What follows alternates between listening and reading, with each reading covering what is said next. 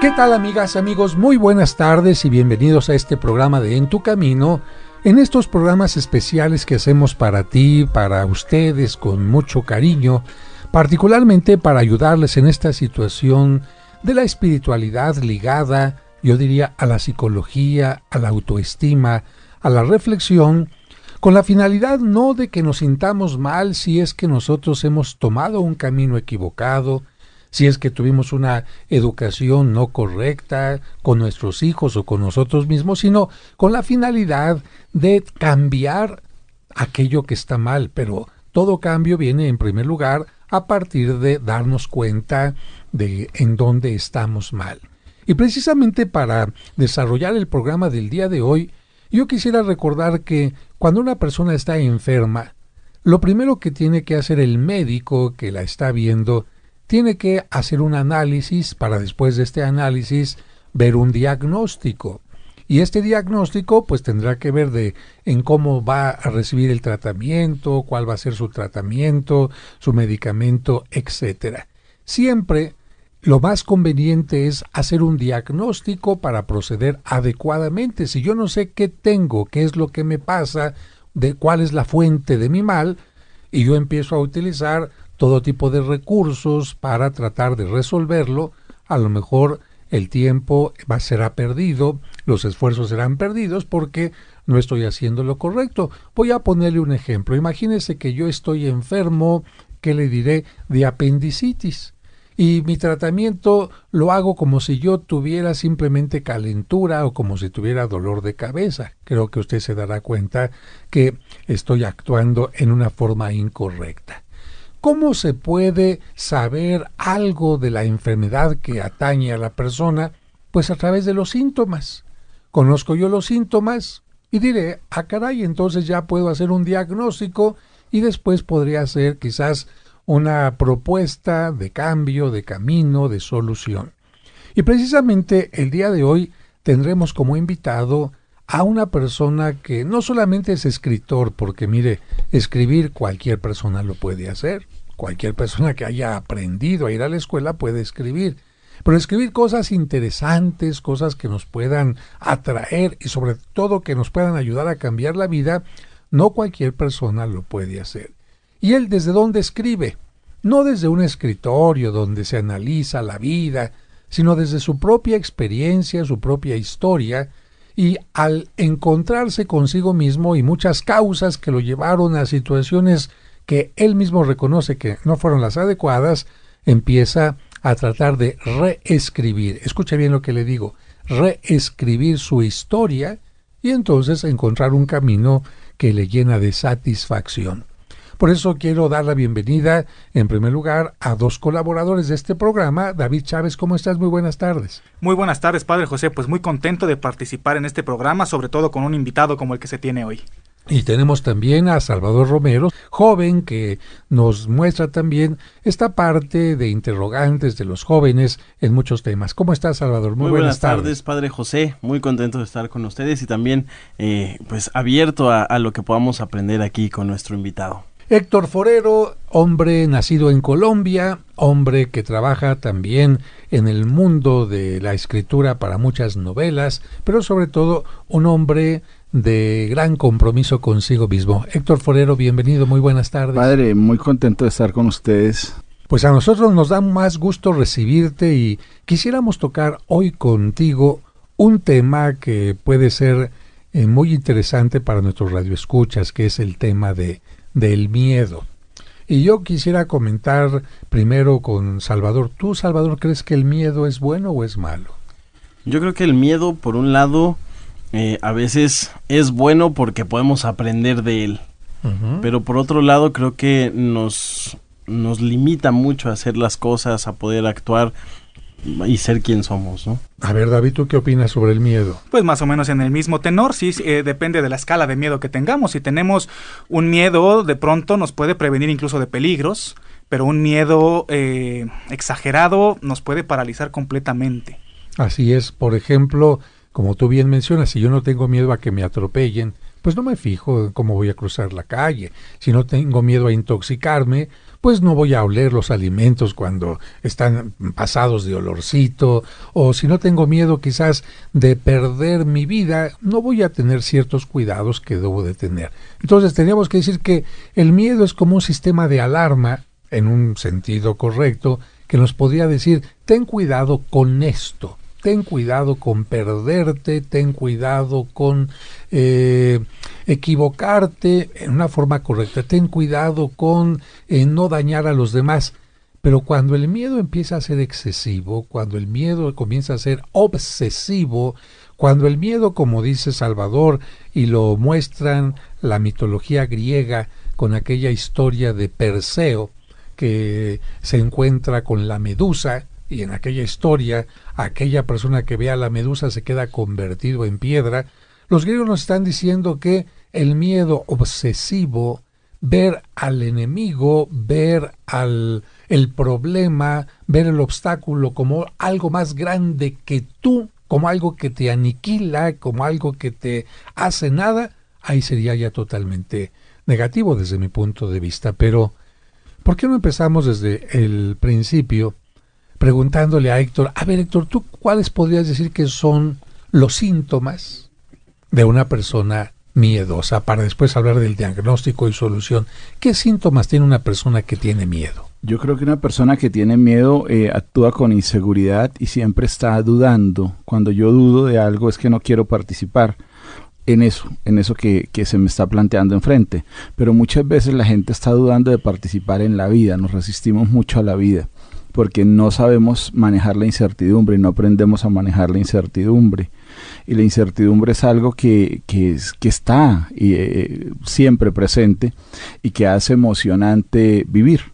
Pero bien, cuando... ¿Mandé? No, es que tienes toda la razón, porque ¿quién sabe lo que va a pasar el día de mañana? ¿Quién sabe lo que va a pasar conmigo? ¿Quién sabe lo que va a pasar con mi proyecto, con mi construcción? No tenemos certeza, aun cuando alguien de repente en la radio dice, yo puedo adivinar el futuro. Yo creo que ni siquiera puedes adivinar tu propio futuro, como puedes adivinar el de los demás. Y efectivamente hay incertidumbre, pero dentro de la incertidumbre tiene que haber cierta seguridad para caminar, porque si no, nadie avanzaría, ¿no? Exacto. Entonces, para mí, es claro que los miedos siempre están, pero es parte de mi responsabilidad trabajarlos y verlos de frente. Incluso hoy en día se usa mucho eso. Antes le decían, no pienses en eso, no pienses en aquello. Hoy te dicen, piensa en eso, velo de frente y pregúntate por qué le estás dando fuerza a ese miedo. Para mí es vital que la gente entienda y que uno entienda que el miedo está relacionado con la fe, no solo con la fe de que nos enseñan en la iglesia, sino la fe como herramienta del ser humano. Que me dice, bueno, pues tú eliges creer en ese miedo, pues terminas casi siendo su esclavo y nada te garantiza que va a ser o que va a ocurrir, ¿no? Claro, fíjate que en mi primer libro de la transformación, yo cuento una historia de un ejército que va dirigido por un gran militar. Llevan, digamos, las mejores armas de guerra, llevan gente preparada para la lucha y van a encontrarse con el enemigo y solamente les queda una colina para encontrarse. Y una noche antes de encontrarse con el enemigo, un niño le pregunta al general, ¿y no tiene usted miedo? Y entonces el general, que nunca había pensado en aquella palabra miedo, se pone a pensar miedo, y entonces viene a hacerse preguntas que antes no se había hecho. ¿Y qué tal si el ejército que voy a enfrentar es más grande que el mío? ¿Y qué tal si el ejército que viene está más preparado? ¿Y qué tal si el ejército que viene tiene mejores esto y aquello? Y entonces se empieza a llenar de miedo, y decide retirarse de la batalla. Y desde lo alto, un águila que ve al ejército que viene, ve que es un ejército guiado por un anciano que apenas ve con un bastón, con 25 personas que venían a luchar con palos. ¿Qué pasó ahí? En este cuento yo hago una reflexión. Este personaje militar, más que confiar en sí mismo, hizo grande el miedo, engrandeciendo al enemigo. Y tú acabas de decir que una persona, las características de una persona es que hace grande al enemigo, hace grande el problema. Uno de los ejercicios es reducir como todas estas teorías que hay sobre la forma de pensar y eso, y darse cuenta que uno piensa en imágenes. Mire todo lo que usted dijo. Se imaginó un gran ejército muy armado. Puso imágenes. Uh-huh. Y son imágenes a las que la gente le da poder. Una de mis discusiones con las personas que no son católicas como soy yo, es que dicen, no creas en imágenes. Yo digo, espérate. No vayas tan a la ligera. ¿De qué imágenes hablas? Porque hay imágenes que te alejan de Dios en un segundo y no son imágenes de santos, por ejemplo. Son las imágenes que te haces de tus miedos y a las que tú les rindes culto y les das fuerza, como ese señor, ese guerrero, digamos, que los agrandó y les rindió culto. Porque cuando yo les presto mi atención es cuando les doy fuerza, cuando los hago poderosos. Y ya Héctor Forero nos está hablando del poder de las imágenes y tiene mucha razón. Generalmente nuestros pensamientos están ligados a imágenes. Por ejemplo, el hombre celoso que en su imagen tiene a la pareja que se está yendo con el otro, a la pareja que está coqueteando con el otro, a la pareja que se está evadiendo con otra persona. Eso no es real, pero la persona está creando estas imágenes en su mente. Y les da fuerza. ¿Tú a qué piensas que la gente le tiene más miedo? Yo pienso que son a dos cosas en particular: la muerte y una enfermedad que no tenga curación, una enfermedad larga, pero evidentemente hay muchos miedos. ¿Cuál es tu visión acerca del miedo? Yo creo que el miedo más fuerte que tiene el ser humano es el miedo al abandono. ¿Por qué? Porque el miedo al abandono los conecta con la muerte. Uh-huh. Es un miedo que se configura cuando el niño nace, cuando el bebé nace, y tiene que respirar por sí mismo y en ese instante siente que le falta aire y que se muere. Uh-huh. Y ahí es lo maravilloso de que cuando una persona trabaja sus miedos, se da cuenta que esos miedos, si los trabaja bien, lo que hacen es impulsarlo a vivir de otra manera, a una vida bonita. Por eso de soy el camino, la verdad y la vida, a mí me gusta tanto cuando uno lee, por ejemplo, eso de Jesús, porque es trascender un poco esos miedos, es trascender todos esos apegos al dolor y esa adicción al drama de la que siempre hablo, ¿no? Que me llevan a una vida nueva, a una verdad nueva, en donde estoy siempre bien. Fíjate que trascender un miedo siempre te hace más fuerte. En cambio, si te dejas vencer por el miedo, te haces mucho más débil. Y es cierto, el tema del abandono hace que mucha gente, cuando le dicen tiene usted cáncer, tiene usted pocos días, el miedo no es a la muerte como tal, sino ¿qué va a pasar? Mi familia me va a abandonar o me voy a quedar sin nada.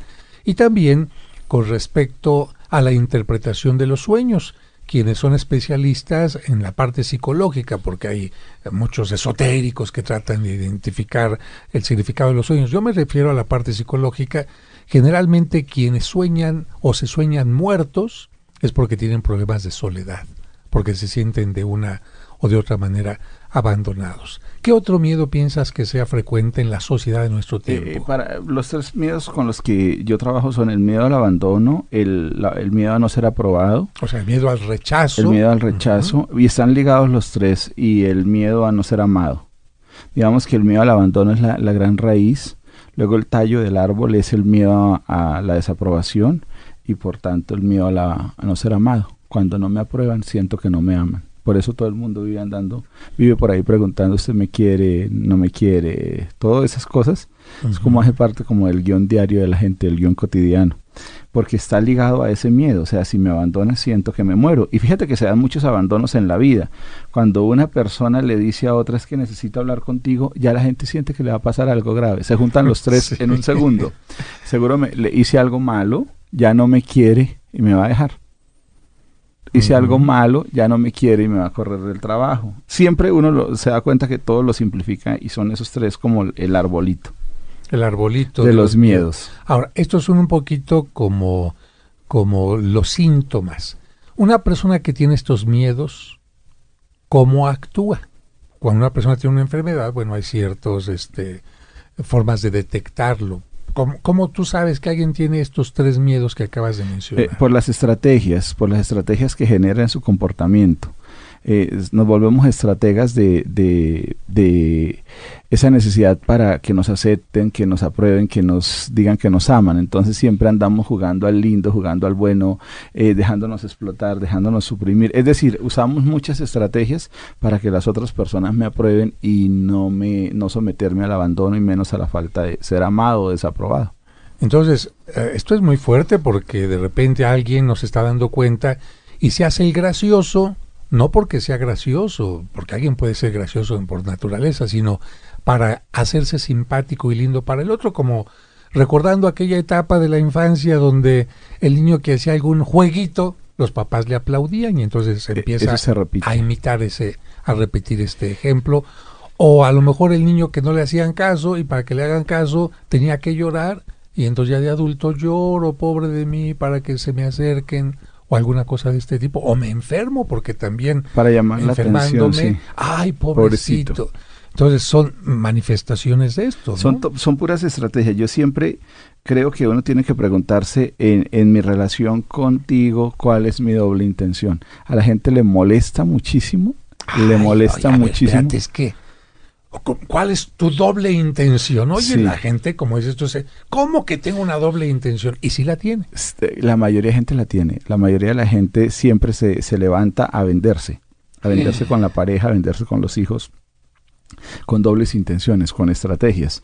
O sea, tenemos tal necesidad de ser especiales y llamar la atención que siempre estamos generando esas estrategias. Por eso es muy importante que uno se pregunte cuál es mi doble intención en mis relaciones.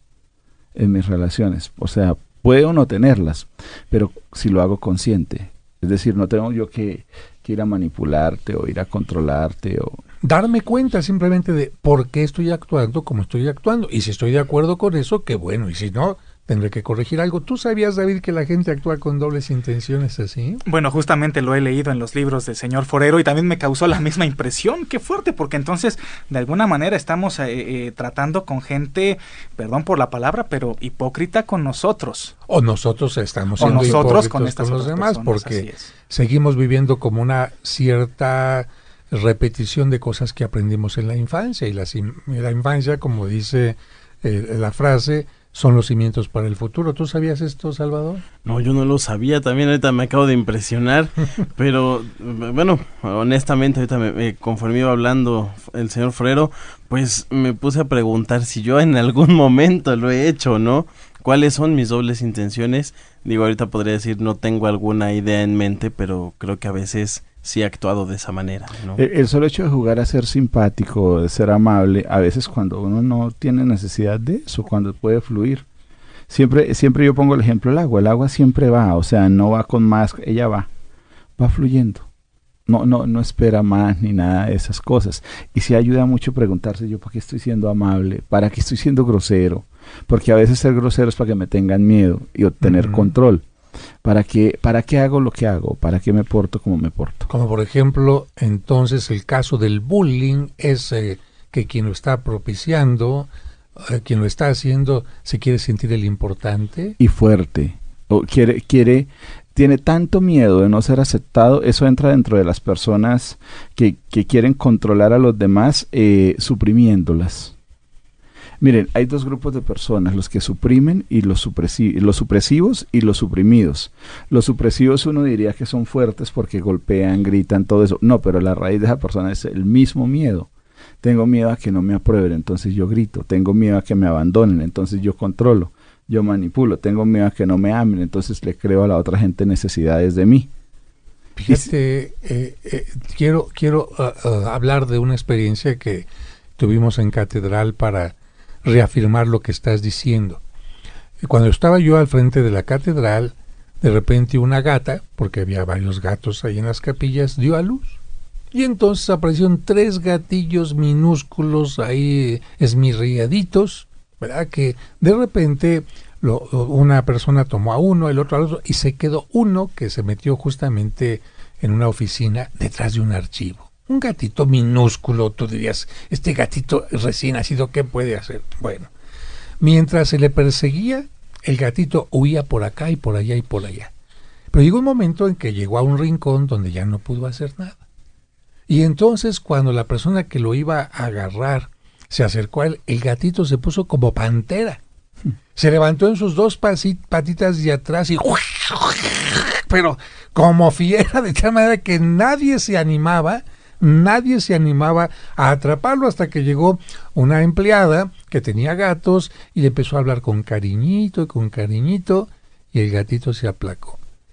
Y ahora que decías tú que la persona indefensa, la que se siente no aceptada, etcétera, se convierte en este monstruo como el gatito, me recuerda a eso. Entonces, el miedo puede hacer que te conviertas de repente en agresivo, violento. Dos. Esa gente muy agresiva tiene igual miedos, muchos miedos, a los tres miedos. Y el que se porta muy, o sea, es que las dos son máscaras. El muy frágil, muy dócil, muy acepta todo. Si uno los ve a los ojos y los escucha, están muy, muy llenos de miedo también y de resentimiento. O sea, ninguna de las dos es buena. En cambio, a veces hay gente que uno la ve que fluye, que no le entra a ninguno de esos juegos. Entonces, el miedo tendría que ver también mucho con la baja estima.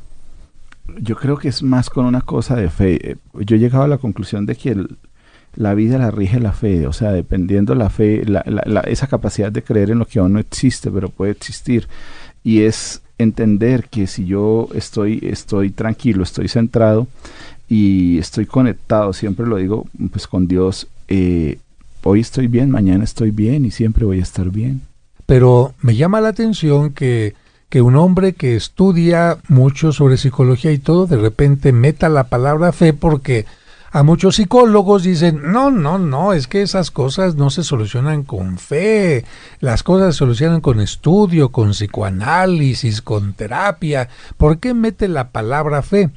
Y yo te diría a ti, como estos jóvenes que de repente cuestionan al maestro, como la fe, como dicen los italianos, ¿qué c'entra aquí? ¿Qué tiene que ver la fe, Héctor?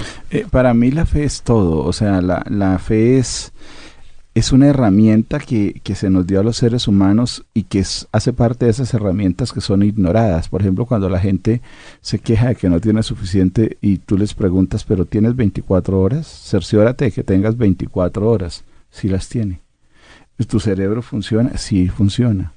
O sea, que tengas 24 horas como para como pensar cualquier en el día. otra persona, como cualquier otra persona. En lo esencial somos absolutamente iguales y tenemos lo mismo.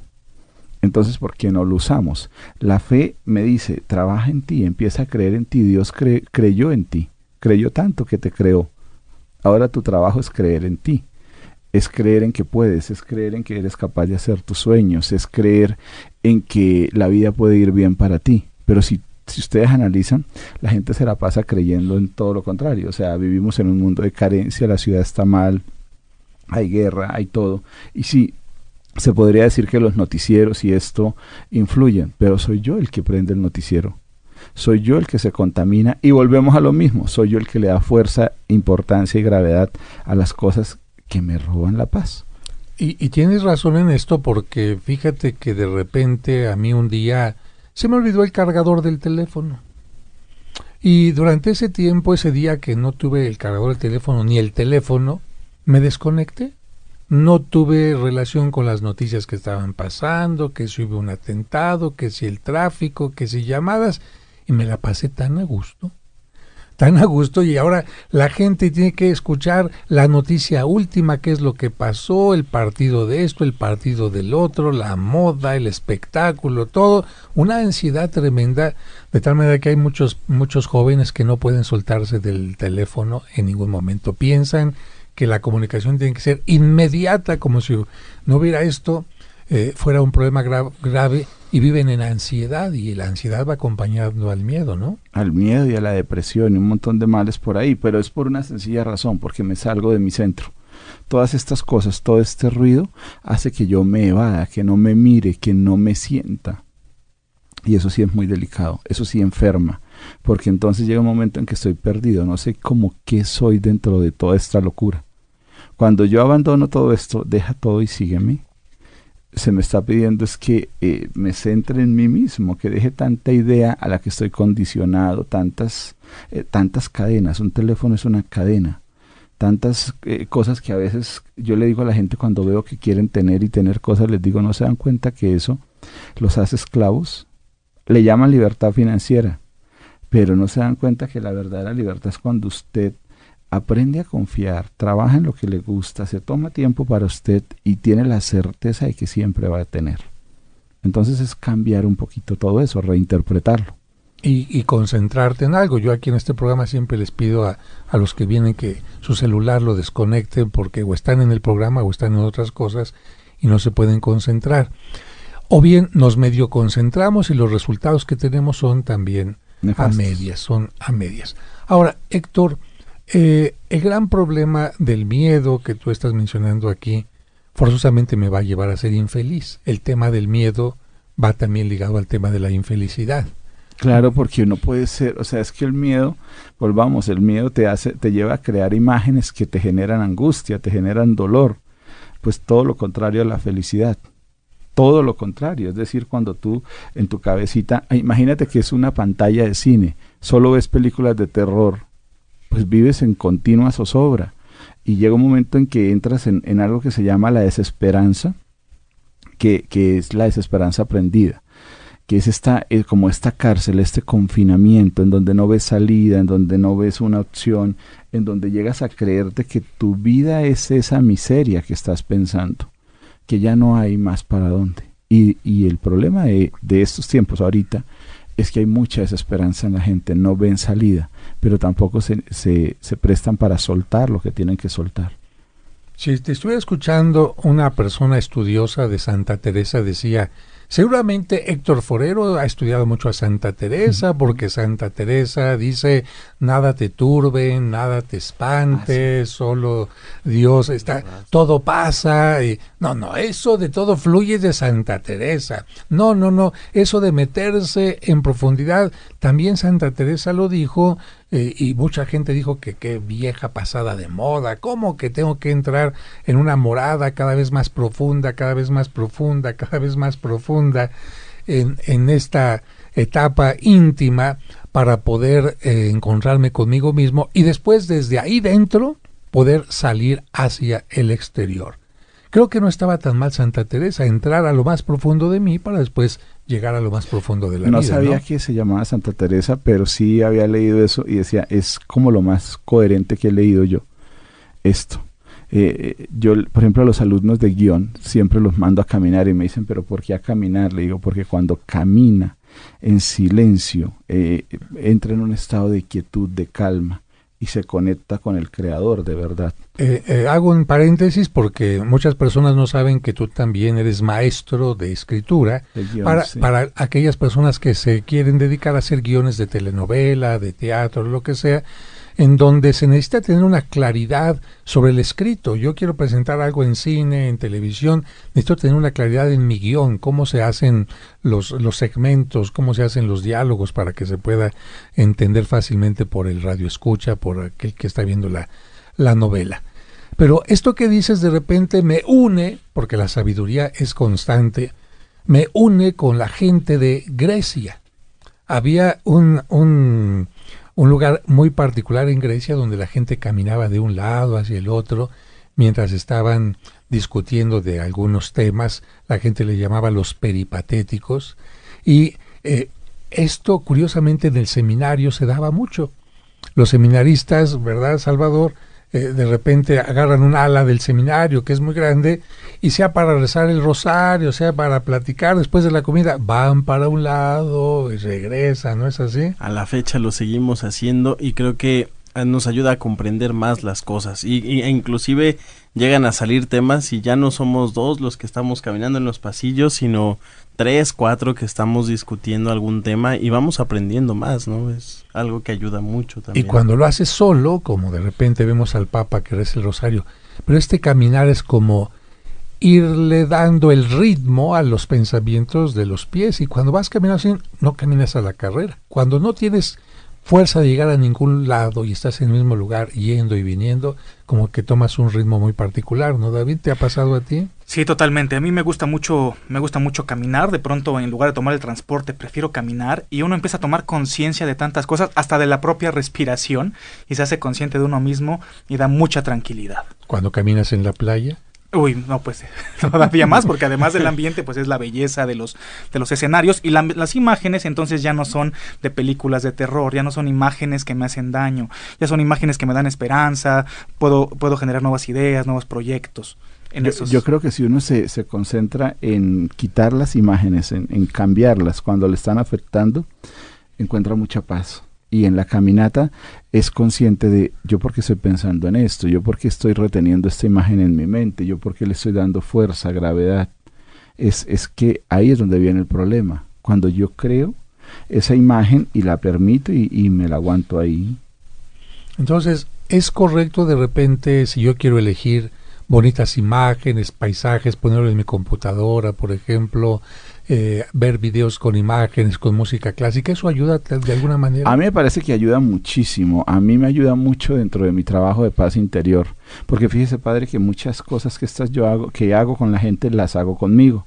Entonces, salir a caminar, me voy mucho a Tepoztlán, a las montañas. Hay un cerro que se llama el Cerro del Leopardo solo, y entonces empiezas a observar una planta y te quedas ahí horas, y a fuerza terminas dándole gracias a Dios.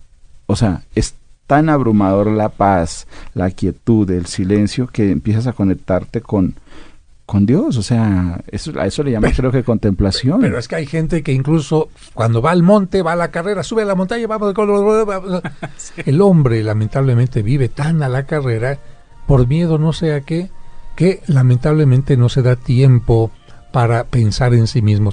¿Será que tenemos miedo a encontrarnos con nosotros? ¿Tendremos miedo a ser nosotros mismos? ¿Tendremos miedo a que nos rechacen si nos mostramos tal cual somos, con nuestros pensamientos, nuestras actitudes?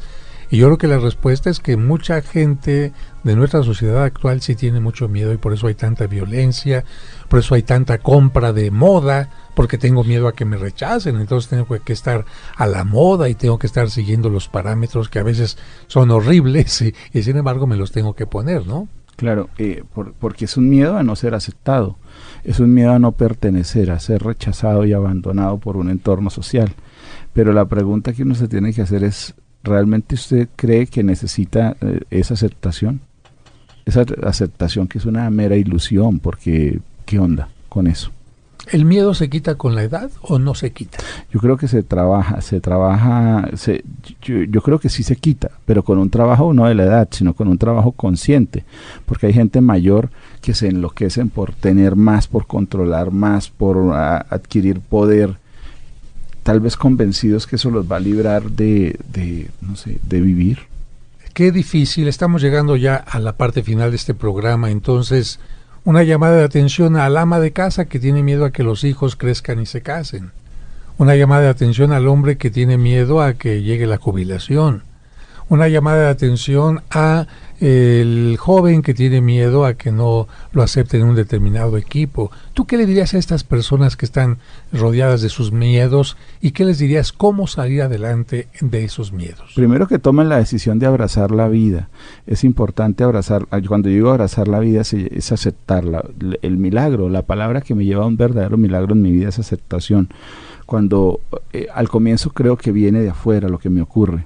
Cuando acepto eso, luego empiezo a trabajar y darme cuenta que soy yo el que lo genero de alguna manera. Y lo genero desde las imágenes que creo, desde las imágenes en las que yo pongo toda mi fuerza, pongo toda mi fe. Me va a ir mal, si me pensiono, si me jubilo, voy a estar deprimido. Pues eso es un acto de fe, cruel para con uno mismo. Si los hijos se casan, yo voy a sufrir, no sé qué haré con mi vida. Es decir, ¿eso qué es? Un acto de fe cruel para con uno mismo. O sea, estoy creyendo en algo que aún no existe, pero puede existir. Y desde ya me está haciendo daño porque me está robando la paz. Entonces, no solamente es suficiente creer, sino tener la fe en algo correcto. Hay una fe positiva y una fe negativa. Desarrollar la fe positiva, darse cuenta que yo, así como puedo creer en algo negativo, puedo empezar desde ya a creer en algo positivo. No, se casan mis hijos y yo voy a estar bien.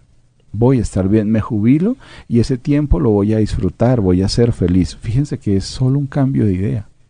Claro, y muy fuerte, porque al hablar de fe positiva y fe negativa, de repente llega a mi mente aquellos que creen que la vida les va a cambiar por usar tal cuarzo, por usar tal amuleto, por usar tal cuestión mágica. Y bueno, de ahí encontramos por qué la sabiduría nos dice no creas en este tipo de cosas, porque finalmente estás creyendo en cosas que no van a cambiar tu vida, porque tu vida depende más que de piedras o de cuarzos o cosas, de acciones concretas, de decisiones, de actitudes, ¿no? Claro, hay una frase que usamos mucho en las pláticas y es: agarramos plastilina y formamos una paloma o formamos una bolita o un platito. Y nos damos cuenta que nuestra vida es como esa plastilina, se transforma en lo que queremos. Nunca la plastilina protesta, se transforma en lo que queremos. La pregunta es: ¿yo qué quiero con mi vida? Que sea una tragedia constante, una tristeza constante o un remanso de paz. Y sí se puede. Ah, caray, David Salvador, a ver tu pedazo de plastilina para que empiecen a modelarlo. Sí, es que es tremendo eso de cómo se va moldando uno a lo que uno no quiere, pero uno no se da cuenta, no es consciente. Y quiero subrayar eso que decía el señor Héctor Forero de trabajar en la fe positiva, que dices también en uno de tus libros, Héctor, porque hay veces que uno estornuda y lo primero que uno piensa es: híjole, me voy a enfermar. Estoy trabajando la fe negativa, ¿no? En lugar de pensar en positivo, siempre como en automático pensamos en negativo.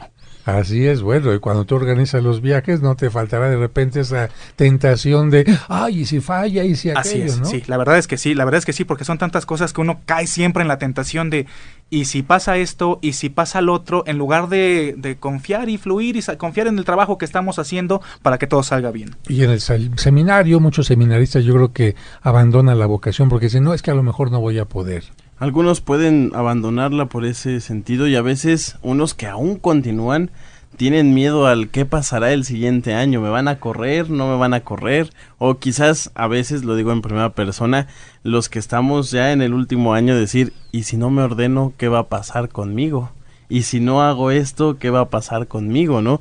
Creo que ese miedo también nos llega a cerrar un poco, ¿no? Y con esto me hizo recordar una frase que dice que aquel que teme no es perfecto en el amor, ¿no? Y eso creo que también el miedo nos cierra a amar efectivamente. Es que el amor es como la plastilina, se transforma en lo que tú quieres. Exacto. Es de lo que estás hecho, es tu esencia. Por eso yo digo, y vuelvo al tema de estar en Dios. Dios para mí es el amor perfecto, pero ¿para qué estoy ahí? Pues para estar en paz. Yo no puedo decir estoy en Dios y estar dudando, o estar con miedos, o estar con tristezas, o cosas de esas que me alejan de... Pues de acuerdo a esto yo diría que, como dice la Biblia, en forma simbólica, en este tema que estamos tratando, Dios creó al hombre de barro, lo modeló, pero no lo metió al horno, lo dejó hecho de barro para que él se siguiera moldeando poco a poco, e incluso la Biblia dice en un momento determinado que el hombre es como una pieza de alfarería que si se rompe, que si se llega a dañar, como lo dice el Antiguo Testamento, se pone en las manos de Dios para que lo vuelva a modelar y no hay ningún problema. Si hemos caído, si hemos tropezado, tampoco tenemos que tener miedo a lo que digan los demás, no tenemos que tener miedo a que ya quedamos marcados para siempre por haber cometido un error, porque finalmente el ayer ya no existe, el hace un momento ya no existe, lo que sí existe es el presente, y lo que sí existe es este futuro, ciertamente incierto, pero que podemos ir modelando. Para concluir, Héctor, tú en un momento determinado te diste cuenta de esto. Te diste cuenta que no estabas actuando correctamente y dijiste, voy a empezar de nuevo. ¿Qué te orilló a esto? Bueno, me orilla la enfermedad, como ya lo hemos hablado muchas veces, el cáncer, pero también todo lo que te lleva a un cáncer, ¿no? La depresión, el rencor, el resentimiento. Y ojo, estoy hablando de que siempre, por ejemplo, en mi carrera de televisión he sido muy exitoso. Siempre, o sea, yo nunca he tenido problemas de no tengo trabajo, no sé cuánto, pero sí tenía muchos resentimientos, tenía mucho dolor. Entonces eso te lleva a una enfermedad, pero esa enfermedad es la suma de todo lo que traes atrás. Y cuando llegas a ese rincón, como el gato ese que contó usted ahorita, dices, no, espérate, hay una forma de salir de acá, hay una forma de moldearme, y de moldear mi vida y conseguir cosas nuevas. Y ya llevo como 14 años trabajando en esto. Primero conmigo mismo y ya llevo 5 con esto de las reuniones con la gente y explicarles cómo a través de la escritura pueden moldearse y cambiar. Amigos, hemos tenido un programa magnífico. Yo les recuerdo este nombre, Héctor Forero. Búsquenlo en las librerías, el título especialmente las 9 estaciones. Estén al pendiente tanto aquí en Grupo Fórmula, en los programas de Janet Arceo, como aquí en este programa En Tu Camino, para seguir escuchando, diría yo, seguir conversando con él e ir aprendiendo de la vida. Muchas gracias, Salvador Romero. Muchísimas gracias, Padre José. Don Héctor Forero, mil gracias por instruirnos en este aspecto del miedo. David Chávez. Muchas gracias, Padre. Héctor, amigos del auditorio, que tengan una excelente tarde. Héctor Forero, muchas gracias a todos, un abrazote. Que Dios les bendiga.